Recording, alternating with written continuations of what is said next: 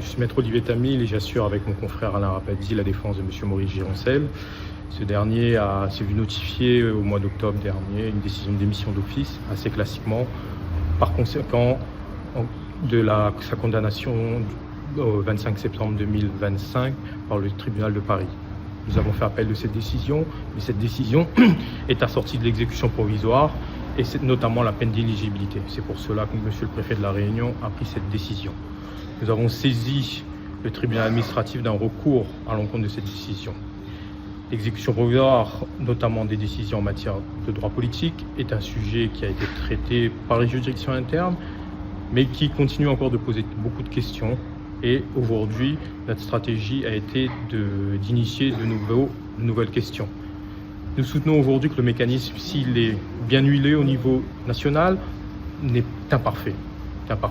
Et qu'il n'est pas conforme ni compatible avec les exigences posées par les traités de l'Union européenne et notamment de la Cour européenne des droits de l'homme.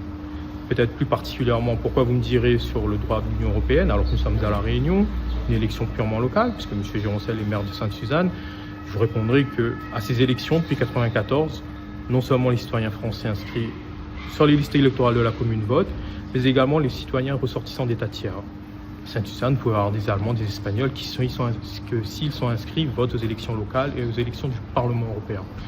Donc à partir de là, c'est notre critère de rattachement et nous estimons que la Cour de justice de l'Union européenne et plus généralement le traité trouve à s'appliquer. Et en la matière, ils ont le dernier mot sur l'interprétation et c'est une interprétation qui est, à mon sens, plus libérale. Pourquoi ? Parce que ces juridictions, Cour de justice de l'Union européenne ou la Cour européenne des droits de l'homme, ne sont pas dans une optique purement nationale, mais s'inscrivent aussi en regardant les traditions des autres pays qui sont composent l'Union européenne ou le Conseil de l'Europe. Et il s'avère en la matière que nous avons une position très singulière en France. Le mécanisme français est extrêmement sévère, singulier en ce que l'élu, même si le jugement pénal est motivé de façon irrégulière, des canons ont été posés par la Chambre criminelle de la Cour de cassation et manifestement, nous l'avons démontré, n'ont pas été respectés. Il n'existe pas de mécanisme qui permette la suspension de cette exécution au niveau du juge pénal. Nous l'avons vu récemment avec l'affaire d'un président de la République qui est entré en prison et qui n'avait pas de recours particulier. Deuxièmement, une fois qu'il est démis d'office, alors qu'il n'est pas définitivement condamné, le juge d'appel n'a pas encore statué. Et s'il devait statuer et M. Maurice Gironcel, je suis persuadé, sera relaxé, il a perdu définitivement et irréversiblement ses mandats. Et c'est vraiment ce mécanisme que nous critiquons. D'autres pays ont adopté des mécanismes de suspension, mais nous démissionnons d'office.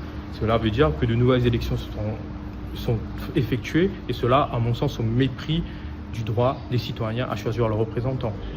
Droit qui a été rappelé par le Conseil constitutionnel, mais de façon très laconique et de façon peut-être trop peu expliquée. Donc c'est aujourd'hui la brèche dans laquelle nous nous engouffrons, qui est celle de saisir d'inviter, en tout cas, le juge administratif de La Réunion à douter.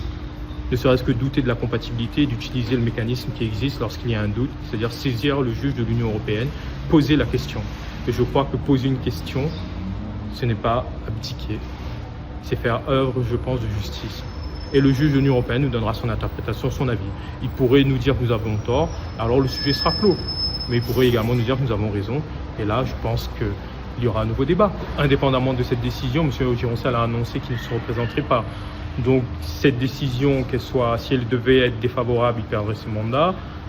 S'il n'y a pas de voie de recours et si elle devait nous être favorable, je pense que M. Gironcel terminera ses mandats, tout simplement, et qu'aujourd'hui, c'est un homme qui a 77 ans, qui aspire au crépuscule de sa vie à passer le reste de son temps auprès de sa famille, des siens, et à préparer sa défense pénale.